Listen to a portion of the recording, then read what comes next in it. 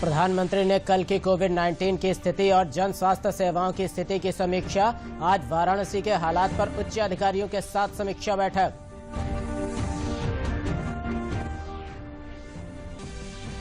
मुख्यमंत्री योगी आदित्यनाथ ने प्रदेश के कोविड अस्पतालों में बेड की संख्या बढ़ाए जाने और ऑक्सीजन की उपलब्धता सुनिश्चित किए जाने के दिए सख्त निर्देश।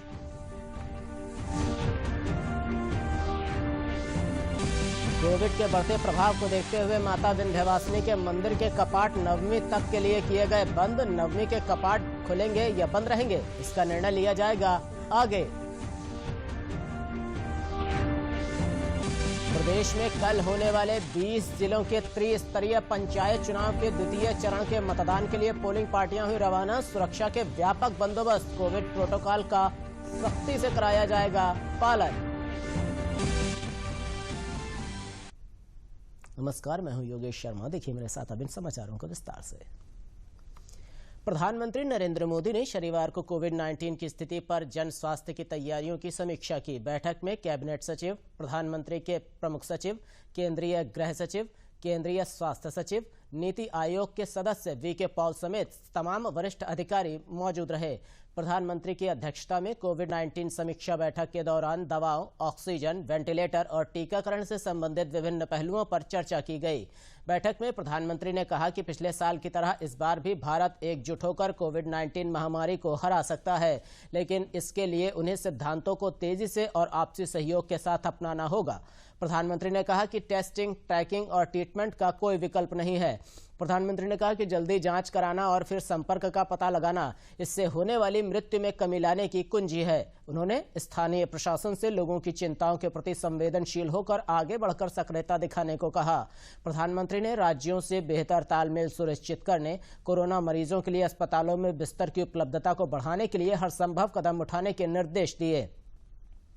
प्रधानमंत्री ने विभिन्न दवाओं, वैक्सीन की बढ़ती मांग को पूरा करने के लिए देश के दवा उद्योग को पूरी क्षमता का उपयोग करने को कहा। साथ ही प्रधानमंत्री ने रेमडेसिविर और अन्य दवाइयों की आपूर्ति की स्थिति की भी समीक्षा की। प्रधानमंत्री ने वेंटिलेटर की उपलब्धता और आपूर्ति की मौजूदा स्थिति की भी समीक्षा की और इसकी निगरानी की उचित व्यवस्था पर जोर दिया। प्रधानमंत्री ने मंजूरी मिल चुके ऑक्सीजन चिकित्सकीय संयंत्रों की स्थापना की प्रक्रिया में भी तेजी लाने के निर्देश दिए। देश में बढ़ते कोरोना संक्रमण के खतरे के बीच प्रधानमंत्री नरेंद्र मोदी हालात पर लगातार नजर बनाए हुए हैं। इसी क्रम में वाराणसी में कोरोना की स्थिति को लेकर प्रधानमंत्री नरेंद्र मोदी ने समीक्षा बैठक की। बैठक में वरिष्ठ अधिकारी और बनारस में कोरोना से लड़ने में महत्वपूर्ण भूमिका निभा रहे स्थानीय प्रशासनिक अधिकारी और डॉक्टर उपस्थित रहे। केंद्रीय स्वास्थ्य मंत्री ने ट्वीट करके जानकारी देते हुए कहा है कि सभी राज्यों में सार्वजनिक स्वास्थ्य सेवाओं के लिए भारत सरकार द्वारा 162 पीएसए ऑक्सीजन संयंत्र स्वीकृत किए गए हैं। ये 154.19 मीट्रिक टन द्वारा चिकित्सा ऑक्सीजन क्षमता में वृद्धि करेंगे।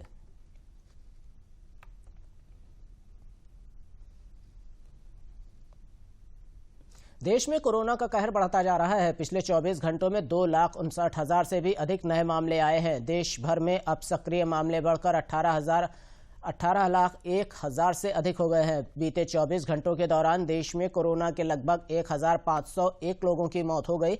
कोरोना मृत्यु दर घटकर 1.20% रह गई है। वहीं अगर कोरोना टीकाकरण की बात करें तो बीते 24 घंटों में देश में 26,84,956 लोगों का वैक्सीनेशन हुआ है। टीकाकरण कार्यक्रम शुरू होने के बाद से वैक्सीन की अब तक कुल 12,26,22,096 खुराक दी जा चुकी है।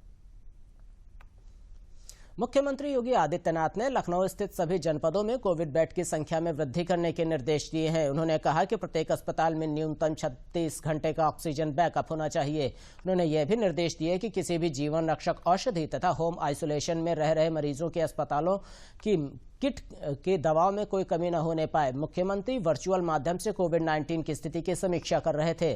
उन्होंने साथ ही कहा कि प्रदेश में ऑक्सीजन की आपूर्ति को और बेहतर बनाने के लिए अलग अलग स्थानों पर 10 नए ऑक्सीजन प्लांट स्थापित किए जाएंगे। इस कार्य में DRDO का सहयोग मिल रहा है। चिकित्सा शिक्षा मंत्री एवं स्वास्थ्य मंत्री द्वारा इस कार्य की निरंतर मॉनिटरिंग की जाएगी। मुख्यमंत्री ने निर्देशित किया कि पूरे प्रदेश में RT-PCR टेस्ट की संख्या में वृद्धि की जाए। इसके लिए सरकारी एवं अधिकृत निजी प्रयोगशालाएं पूरी क्षमता तत्परता के साथ कार्य करें।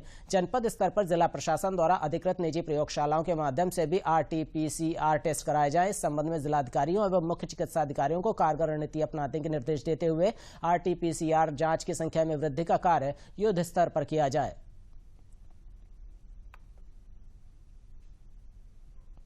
कोविड-19 के बढ़ते प्रभाव को देखते हुए नगर निगम लखनऊ ने लोगों के बचाव के लिए सैनिटाइजेशन की शुरुआत की है। लखनऊ पूरे प्रदेश में कोविड-19 स्थिति में नंबर 1 पर बना हुआ है। नगर निगम ने अपनी जिम्मेदारियों का निर्वहन करते हुए आज कई क्षेत्रों में जहां मरीजों की संख्या अधिक थी वहां सैनिटाइजेशन कराया।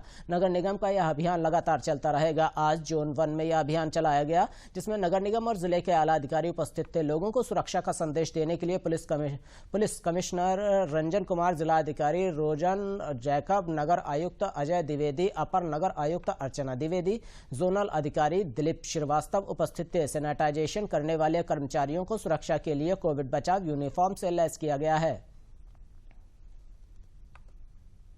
समाचार अभी और भी हैं, लेकिन पहले लेते हैं ये विराम। इस घर में अंडे देने से हमें कोई नहीं रोक सकता। मैं रोक सकता हूँ। तुम्हें पता नहीं, हमें एडीज मच्छर जो फैलाते हैं डेंगू और चिकनगुनिया। मास्टर जी ने स्कूल में डेंगू मच्छर से बचने की सारी जानकारी दी है। अच्छा बच्चों, हमें चैलेंज जगह तो जरूर मिलेगी। नहीं मिलेगी, नहीं मिलेगी। यहाँ तो पूरे इंतजाम है। डेंगू की रोकथाम के लिए कूलरों के पानी को हर हफ्ते बदलें। बाल्टी और टंकियों को अच्छी तरह से ढककर रखें। पूरी आस्तीन के कपड़े पहनें। मच्छर भगाने वाली क्रीम, कॉइल और अगरबत्ती का इस्तेमाल करें। डेंगू से लड़े मतलब डेंगू से बचे। आज माँ को टेलीग्राम भेज दोगे ना? मुझ पे छोड़ दो। अब तो हमारा परिवार पूरा है और बच्चे नहीं। मुझ पे छोड़ दो। पूरे परिवार का ख्याल तो हमें रखना है।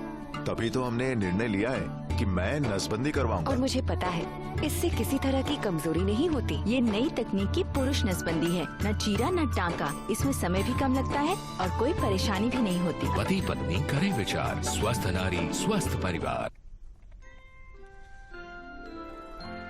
चिंता मत करो, बस अस्पताल जरूर जाना। और खर्चा? सब अच्छे से होता है वहाँ। जांच, दवाई। और खर्चा? बच्चे का जन्म और 2 रात अस्पताल में माँ और बच्चे दोनों की देखभाल। और खर्चा? अरे देवर जी, अब हर सेवा मुफ्त है। सरकार का जननी शिशु सुरक्षा कार्यक्रम जो है, जच्चा बच्चा के स्वास्थ्य को लेकर चांस क्यों लेना? चांस क्यों लेना है? चांस क्यों लेना? समाचारों के बाद आपका ब्रेक के बाद फिर स्वागत है समाचारों में। आगे बढ़ते हैं समाचारों में और बात करते हैं कोविड-19 के मरीजों की संख्या बाराबंकी में लगातार बढ़ती जा रही है। 24 घंटों में 350 नए मरीजों के साथ जनपद में कोरोना पॉजिटिव मरीजों की संख्या 2273 हो गई है। कल शाम 8 बजे से 35 घंटे का कर्फ्यू जारी है। आवश्यक गतिविधियों को छोड़कर सभी सेवाएं बंद कर दी गई हैं। इस समय का सदुपयोग करते हुए सैनिटाइजेशन का कार्य किया जा रहा है। कोविड ट्रेसिंग के लिए भी लगातार जांचें कराई जा रही हैं। पंचायत चुनाव से संबंधित प्रत्याशियों, कर्मचारियों को इससे छूट दी गई है। नियमों को तोड़ने वालों का चालान किया जा रहा है तथा मुकदमा भी पंजीकृत किया जा रहा है।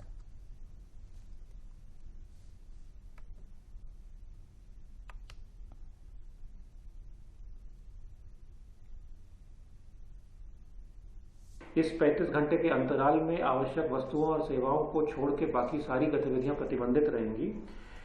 हमारे पंचायत चुनाव इस समय चल रहे हैं। पंचायत चुनाव से संबंधित समस्त गतिविधियां इस 35 घंटे के अंतराल में भी चलेंगी। कल प्रतीक आवंटन होगा, उसमें भी प्रत्याशी इत्यादि आएंगे, उस पर कोई रोक टोक नहीं होगी।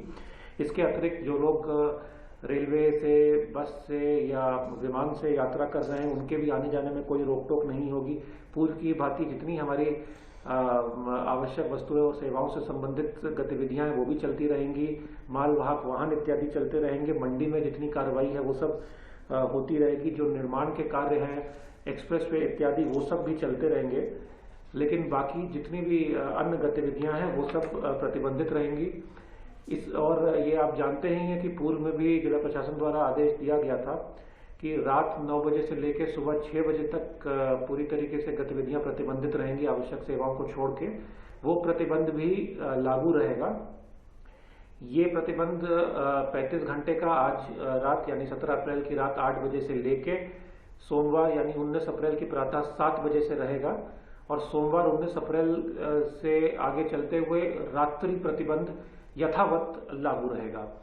कोरोना की स्थिति को देखते हुए प्रदेश सरकार की गाइडलाइन जारी हुई है, जिसके अनुसार जनपद बाराबंकी में भी इसको सुनिश्चित कराया जाएगा।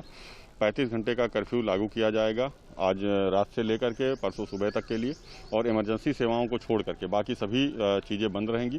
केवल वही इमरजेंसी सेवाएं जो मेडिकल फैसिलिटीज़ हैं वही खुली रहेंगी, उन्हीं के लिए आवागमन जारी रहेगा। बाकी सारी चीज़ें बंद रखी जाएंगी और सभी से अनुरोध किया जाएगा कि सभी लोग अपने घरों में रहें, अनावश्यक रूप से बाहर नहीं निकले। राज्य सरकार का निर्देश है, उस निर्देश के अनुक्रम में जो है ये सोमवार सुबह तक इस तरह का रहेगा। चूँकि इस दौरान जो है हमारा जो है व्यापक रूप से सैनिटाइजेशन और इस तरीके की प्रक्रिया होगी और संक्रमण की चेन को तोड़ने के लिए एक व्यवस्था की जा रही है, जो कि पहले भी हो चुकी। ये लहर जो है जो कि ज़्यादा इन्फेक्टिव है, तो इसमें डिफरेंट जो है संस्थाओं द्वारा जो सैनिटाइजेशन है उसको ठीक से निभाया जा सके जब आदमी अंदर रहेगा, ताकि संक्रमण की चेन टूट सके। हमारे जिले में करीब 2000 केसेस आ चुके हैं और प्रतिदिन अच्छी बहुत संख्या लखनऊ से नज़दीक होने के कारण आ रहा है। तो जो टेस्टिंग का जो हमारा संक्रमण सैंपलिंग का चल रहा है, जो सरकार का निर्देश है, उतने टारगेट पूरा किया जा रहा है और कंटेनमेंट जोन वगैरह सब बिल्कुल व्यापक रूप से उसका पालन हो रहा है। जनता से हमारी अपील होगी कि मास्क और सैनिटाइजेशन, हाथ का सैनिटाइजेशन और दूरी, इसको व्यापक रूप बनाए रखें, क्योंकि यह संक्रमण ये डबल म्यूटेंट जीन है, जिससे संक्रमण का ज़्यादा खतरा है। फिरोजाबाद में नाइट कर्फ्यू लागू है। 80 नए जनपदों के साथ कोविड पॉजिटिव संख्या 4800 के ऊपर चली गई है। प्रशासन बिना मास्क पहने लोगों पर कार्रवाई कर रहा है। भीड़ होने पर कई संस्थानों को सीज किया गया है। मेडिकल कॉलेज का ओपीडी आरोग्य मेला स्थगित कर दिया गया है। वैक्सीनेशन की संख्या बढ़ाई जा रही है। दवा और ऑक्सीजन को लेकर जिला प्रशासन ने लोगों को आश्वस्त किया है कि इसकी कोई कमी नहीं है। लोगों से कोविड प्रोटोकॉल के पालन का भी आह्वान किया है।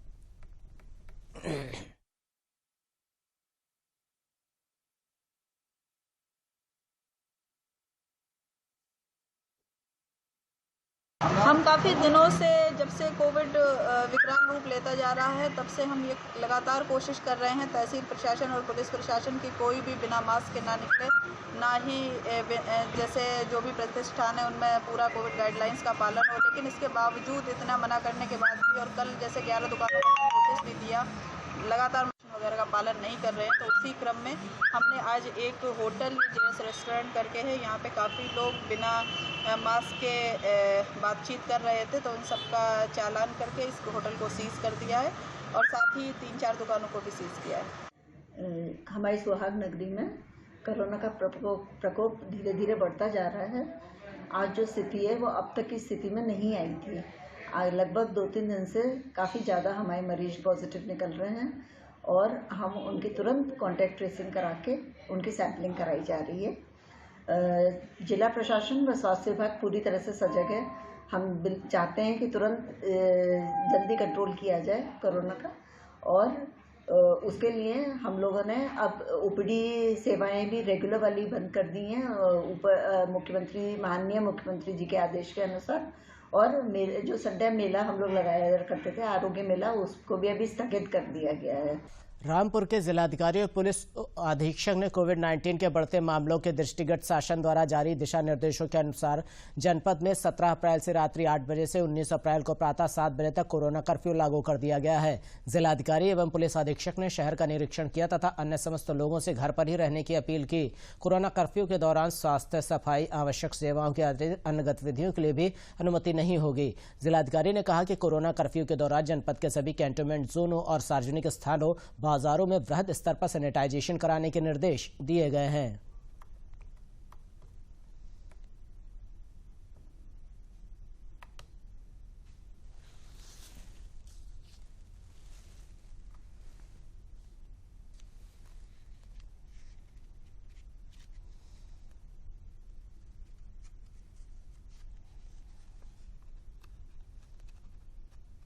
कोरोना को देखते हुए ये निर्देश दिए गए थे कि शनिवार की रात्रि 8 बजे से सोमवार को सुबह 7 बजे तक कोरोना कर्फ्यू लगाया जाना है, जिसका उद्देश्य ये है कि शनिवार शाम को होने वाली गैदरिंग और रविवार को होने वाली गैदरिंग को, जो मास गैदरिंग्स होती हैं अवकाश के कारण, उसको रोका जा सके और जो कोरोना वायरस है उसकी जो चेन बन रही है उसको तोड़ा जा सके और जो लगातार केसेस बढ़ रहे हैं उन सब केसेस को कंट्रोल किया जा सके। तो उसी का पालन कराने के लिए हम लोग मैं और कप्तान साहब आज हम ने बाइक पेट्रोलिंग किया है और इंश्योर किया है कि जितने हमारे मार्केट्स एरिया है जहाँ पे पर डे गैदरिंग होती है वहाँ पे मार्केट पूरी तरह बंद रहे और लोग अपने घरों में रहें। जो व्यक्ति आवश्यक सेवाओं के कारण निकल भी रहा है वो मास्क पहन के निकले। और मुझे बहुत खुशी है कि हमारे सभी पुलिस के अधिकारी, हमारे सभी मजिस्ट्रेट्स, सब लोगों ने इसमें अच्छा प्रबंधन किया है। जितने भी मार्केट्स में हम लोग गए हैं, लगभग रामपुर शहर के प्रमुख सभी बाज़ारों में हम घूमे हैं, वहाँ पे अच्छी तरह इसका पालन कराते हुए लोग मिले हैं। और आप सभी मीडिया बंधुओं के माध्यम से मैं यही अपील करूँगा अपने शहर की और पूरे रामपुर की जनता से कि देखिए बीमारी लगातार बढ़ रही है, इसको रोकने की जिम्मेदारी हम सभी पर है और इसको तभी रोका जा सकता है जब तक आप लोग अपने घर में रहें और अगर आवश्यक कार्य से निकलना भी हो तो मास्क पहनकर निकलें और जो सोशल डिस्टेंसिंग है उसका पालन करें। देखिए इस टाइम पे डिस्ट्रिक्ट की 70% फोर्स बाहर गई है, अमरोहा बिजनौर इस टाइम चुनाव करने के लिए गई है, जो 20 तारीख को वापस आएंगे। जितनी भी हमारे पास रिमेनिंग फोर्स है थानों पे और जो हमारी PRB गाड़ियाँ हैं उसमें चौकीदारों की मदद भी ली जा रही है, उनकी मदद से ये कर्फ्यू का इम्प्लीमेंटेशन कराया जा रहा है। साथ में जो लॉ एंड ऑर्डर में संभालना उनके लिए उनका सहयोग लिया जा रहा है। हमीरपुर में भी कल रात 8 बजे से कर्फ्यू लगा दिया गया है। भीड़ भाड़ वाले स्थानों पर पुलिस गश्त कर रही है। कल रात 8 बजे से ही आवश्यक सेवाओं को छोड़कर सभी प्रतिष्ठानों को बंद करा दिया गया है। बाहर निकले हुए लोगों का चालान किया जा रहा है। पुलिस सभी क्षेत्रों में फ्लैग मार्च कर रही है। प्रशासन कोविड के प्रभाव को कम करने के लिए हमीरपुर में लगातार प्रयास किया जा रहा है, जिससे लोगों का जीवन बचाया जा सके और समाज को सुरक्षित किया जा सके।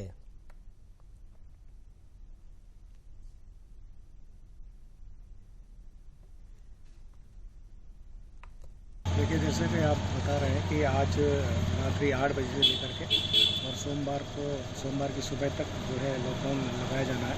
हम सभी लोग जो प्रभारी निरीक्षक कोतवाली के हैं और हम सभी लोग पैदल मार्च करके ये सुनिश्चित करा रहे हैं कि टोटल लॉकडाउन का पालन किया जाए। तो हम लोगों ने लोगों को समझाया और लोगों को बताया है कि लॉकडाउन का पालन करें। अभी आधा घंटा करीब हुआ है तो लगभग 70 से 80% दुकानें बंद हो गई हैं। केवल इसेंशियल सर्विस की जो दुकानें हैं जिसमें मेडिकल स्टोर वगैरह हैं वो खुले हैं और इसका पूरा इंश्योर कराया जाएगा। इसके बाद जो भी उल्लंघन करेगा उनके विरुद्ध जो है वो वैधानिक कार्रवाई और जो चालान की कार्रवाई वो की जाएगी। ये महामारी जो चल रही है उससे लोग घर में रहेंगे, जैसे बच्चे परिवार के लोग जो बाहर घूमते हैं अनावश्यक लोग, तो ये थोड़ा पाबंदी अच्छी है जनता के प्रति। जो फैसला लिया है उत्तर प्रदेश सरकार ने बहुत अच्छा सराहनीय है। ये और पहले कदम हो जाना चाहिए। निश्चित हमें जो कोरोना की कड़ी वो तोड़ना है। कोरोना की कड़ी तोड़ने के लिए लॉकडाउन बहुत ज़रूरी है। जैसा कि एम्स के विशेषज्ञ डॉक्टरों जी का भी कहना है कि हर हालत में हमें कड़ी तोड़ना कोरोना की, उसके लिए लॉकडाउन बहुत ज़रूरी है। संडे के अलावा भी और दिनों पर भी लॉकडाउन लगना चाहिए, यही हमारी दरख्वास्त है। और सभी लोग अपने मास्क का और जितने भी कोरोना के नियम हैं वो सभी पालन करें और अच्छे नागरिक का परिचय दें। प्रभाव पड़ेगा यदि आदमी सही ढंग से नहीं रहेगा, सेफ्टी से नहीं रहेगा तो दिक्कत होगी इसको आगे। शासन प्रशासन परेशान होगा, तो आदमी को अपने दायरे में रहना चाहिए, ये बताया गया है कानून में। तेजी से बढ़ रहे कोरोना संक्रमण को देखते हुए इलाहाबाद विश्वविद्यालय ने अपने सभी छात्रावासों को कोविड वार्ड बनाने का अहम फैसला लिया है। विश्वविद्यालय प्रशासन ने तमाम हॉस्टल में रह रहे छात्रों से तुरंत छात्रावास खाली करने की अपील की है। छात्रों की पढ़ाई ऑनलाइन जारी रहेगी। विश्वविद्यालय ने यह फैसला जिला प्रशासन के अनुरोध के बाद लिया है। इलाहाबाद विश्वविद्यालय की कुलपति प्रोफेसर संगीता श्रीवास्तव के निर्देश पर असिस्टेंट रजिस्ट्रार देवेश कुमार गोस्वामी ने DSW प्रोफेसर KP सिंह को पत्र लिखकर कहा है कि प्रदेश में कोरोना के बढ़ते संक्रमण को देखते हुए कुलपति के निर्देश पर हॉस्टल को खाली कराया गया है। विश्वविद्यालय की PRO डॉक्टर जया चंद्रा ने बताया कि विश्वविद्यालय में कुल 16 छात्रावास हैं, जिनमें 3,000 मरीजों को रखा जा सकता है। ऐसे में अगर छात्रावासों को कोविड-19 अस्पताल में बदल दिया जाए तो हजारों कोरोना संक्रमित मरीजों को बड़ी राहत मिल सकती है।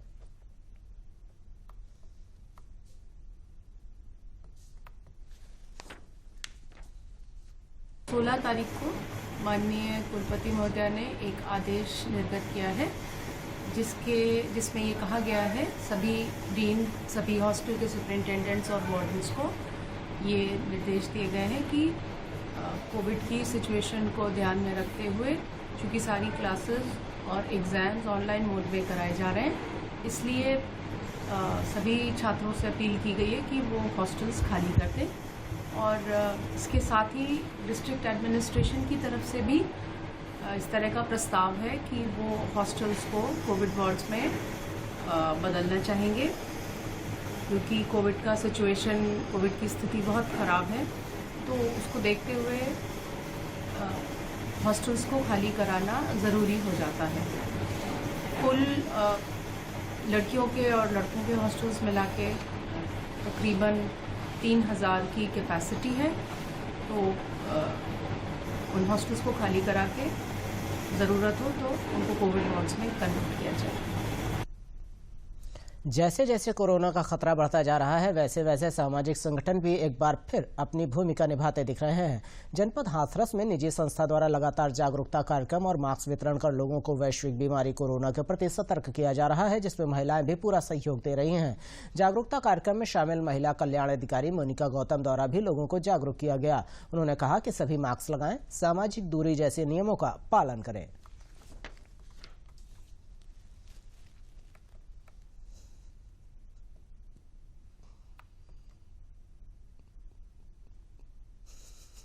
आज हम लोग मथुरा रोड मोहरे वाली देवी के मंदिर पर, यहाँ पर हम लोग कोरोना को उसके रोकथाम के लिए यहाँ पर मास्क वितरण कर रहे हैं। लोग यहाँ पर बिना मास्क के ऐसे ही घूम रहे हैं। हम लोग चाहते हैं कि सब लोग बिना मास्क लगाकर घूमें और जिस हिसाब से कोरोना तेजी से फैल रहा है उसकी रोकथाम हो।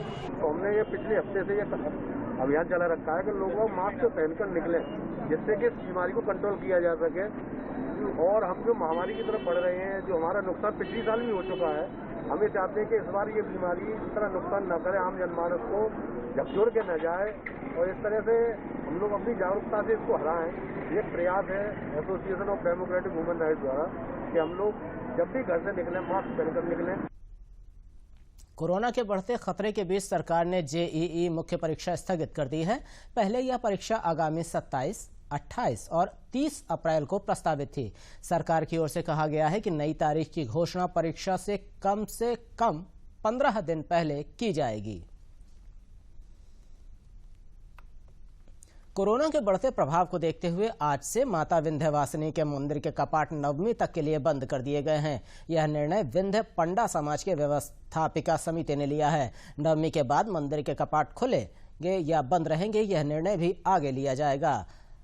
माता रानी का पूजन, आरती, श्रृंगार पंडा समाज द्वारा ही किया जाता है। प्रतिदिन मिर्जापुर में कोविड पॉजिटिव लोगों की संख्या 200 से अधिक आने पर यह निर्णय लिया गया है। आम दर्शनार्थियों पर प्रतिबंध पूर्णतया रहेगा। आम नवरात्रि में पाठ करने वाले श्रद्धालु झांकी के माध्यम से माता रानी के दर्शन कर पाएंगे और लोगों से अपने घरों में ही रहकर नवरात्रि के अवसर पर माता की पूजा का पंडा समाज ने आह्वान किया है।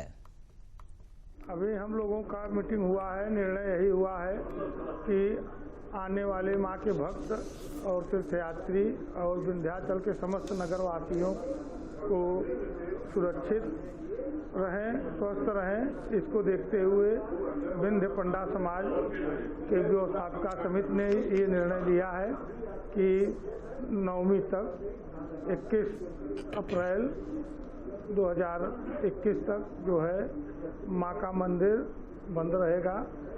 माँ का केवल श्रृंगार पूजन अनवरत होता रहेगा और विश्व कल्याणार्थ विंध्य पंडा समाज के द्वारा जैसे पूर्व में हवन पूजन होता था, वैसे ये पूजा पाठ हवन विंध्य पंडा समाज की तरफ से माँ के यहाँ आने वाले भक्तों के लिए हम लोग करते रहेंगे।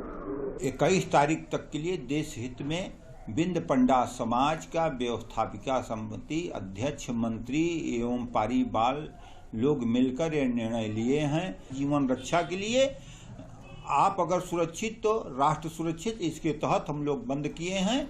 और माँ का अगर सब ठीक ठाक रखेंगी तो 21 तारीख के बाद खोलेंगे, नहीं तो फिर आगे बढ़ाया जाएगा।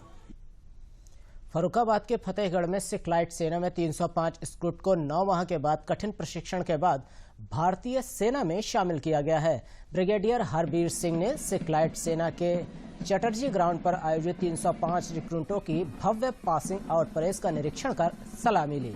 हरबीर सिंह ने उत्कृष्ट सेना ट्रेनिंग पूरी करने वाले 4 रिक्रूट्स अमतपाल सिंह, लवप्रीत सिंह, साजन सिंह व लखविंदर सिंह को मेडल देकर सम्मानित किया। कार्यक्रम के दौरान कोविड प्रोटोकॉल का भी पूरी तरह से पालन किया गया। अयोध्या के डॉक्टर भीमराव अंबेडकर अंतर्राष्ट्रीय क्रीड़ा संकुल में आयोजित 4 दिवसीय 68वें सीनियर राष्ट्रीय कबड्डी चैंपियनशिप पुरुष के फाइनल मुकाबले में इंडियन रेलवे की टीम ने विजयी होकर ट्रॉफी पर कब्जा कर लिया है। इंडियन रेलवे और सर्विसेज के बीच हुए फाइनल के मुकाबले में इंडियन रेलवे ने 43 अंक बटोरकर सर्विसेज टीम को 22 अंक पर ही समेटकर 21 अंक के अंतर से शानदार जीत हासिल की। इसके पहले सेमीफाइनल में सर्विसेज ने महाराष्ट्र को और इंडियन रेलवे ने राजस्थान को पराजित किया था। प्रतियोगिता का समापन श्री राम जन्मभूमि तीर्थ ट्रस्ट के महासचिव चंपत राय ने किया। इस अवसर पर सांसद लल्लू सिंह के साथ ही अयोध्या नगर निगम के मेयर ऋषिकेश उपाध्याय और अन्य भाजपा अधिकारी भी उपस्थित रहे।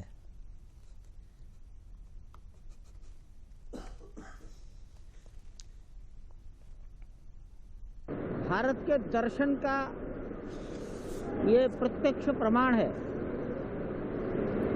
जीवन और मरण और कबड्डी के खेल में मरना और जीना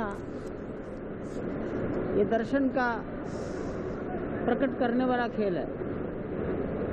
कबड्डी प्राणायाम सिखाता है, मिलकर रहने की, मिलकर काम करने की वृत्ति विकसित करता है। इस खेल में कोई पैसा नहीं लगता। इस खेल में कितनी संख्या खेलेंगे ये भी तय नहीं है। इसलिए शुद्ध भारतीय जीवन दर्शन का खेल है। कबड्डी भारत में खूब प्रतिष्ठा प्राप्त करे, दुनिया में प्रतिष्ठा प्राप्त करे।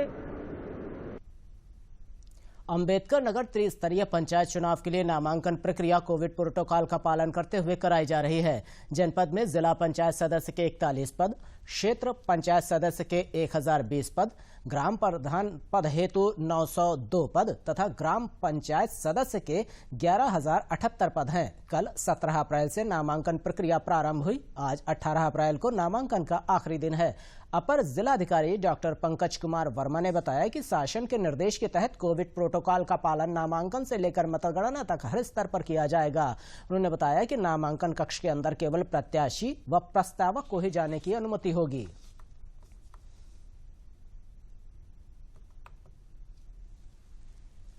हमारे माननीय मुख्यमंत्री जी का निर्देश था कि कोविड प्रोटोकॉल पूरे निर्वाचन प्रक्रिया के पहले स्टेप यानी नामांकन से लेकर मतगणना तक हर स्टेप पर फॉलो किया जाए। उसी के क्रम में जिलाधिकारी महोदय के निर्देश के द्वारा यहाँ नामांकन जो जिला स्तर पर किया जा रहा है जिला पंचायत का, उसमें हम लोगों ने कलेक्ट्रेट के बाहर ही वाहनों को रोक दिया है और अंदर केवल प्रत्याशी और प्रस्तावक को अलाउ किया। प्रत्याशी और प्रस्तावकों को भी कलेक्ट्रेट परिसर के अंदर लेके एक सोशल डिस्टेंसिंग के साथ लाइन बनवा दी गई। उसके बाद फिर यहाँ नामांकन कक्ष के बाहर भी गोले बनवा के उनको पंक्तिबद्ध करके खड़ा किया जा रहा है और अंदर भी हम कोशिश कर रहे हैं कि कोविड प्रोटोकॉल की सोशल डिस्टेंसिंग और मास्क दोनों चीजों का 100% पालन कराया जाए। कोविड हेल्प डेस्क भी बनी हुई है, सबकी स्क्रीनिंग की जा रही है। प्रधानमंत्री ने कल की कोविड-19 की स्थिति और जन स्वास्थ्य सेवाओं की स्थिति की समीक्षा। आज वाराणसी के हालात पर उच्च अधिकारियों के साथ बैठक।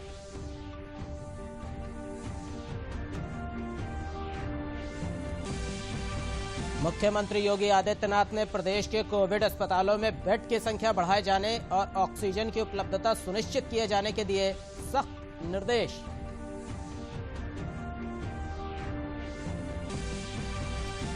कोविड-19 के बढ़ते प्रभाव को देखते हुए माता विंध्यवासिनी के मंदिर के कपाट नवमी तक के लिए किए गए बंद। नवमी के बाद कपाट खुलेंगे या बंद रहेंगे, इसका निर्णय लिया जाएगा आगे।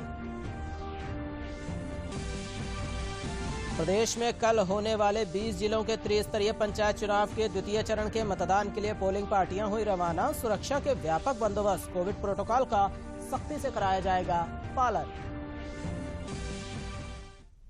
इसी के साथ समाचारों का ये बुलेटिन यहीं समाप्त होता है। मुझे दीजिए इजाजत। कोरोना में अपना ख्याल रखिए, 2 गज की दूरी का ख्याल रखिए। नमस्कार।